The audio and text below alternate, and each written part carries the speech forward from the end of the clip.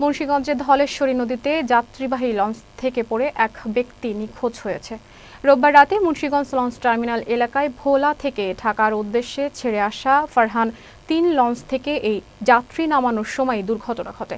খবর পেয়ে সকাল থেকে ঘটনাস্থলে গিয়ে উদ্ধার কার্যক্রম শুরু করেছে ফায়ার সার্ভিসের ডুবুরি দলের সদস্যরা।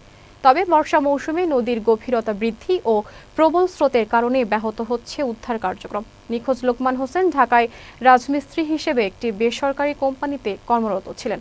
বিষয়টি নিশ্চিত করেছেন মুন্সিগঞ্জ ফায়ার সার্ভিস স্টেশনের উপসহকারী পরিচালক মোহাম্মদ শফিকুল ইসলাম। জানান, নিখোঁজ ব্যক্তির সন্ধান না মেলা পর্যন্ত অব্যাহত থাকবে উদ্ধার অভিযান।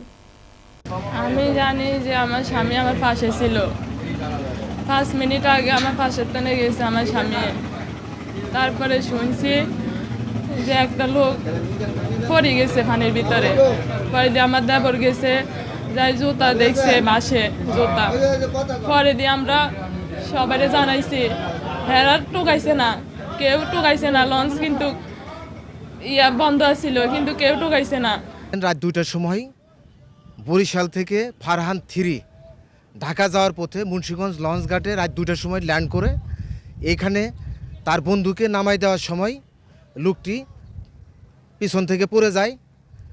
তাৎক্ষণিক আমরা সংবাদ পেয়ে আমরা ডুবুরি টিম দিয়ে আমরা এখানে কার্যক্রম চালাই। আমাদের কার্যক্রম এখনও চলমান আছে, এখনও উদ্ধার হয়নি। আমরা আপ্রাণ চেষ্টা করতেছি যে কীভাবে লোকটিকে দ্রুত উদ্ধার করা যায়।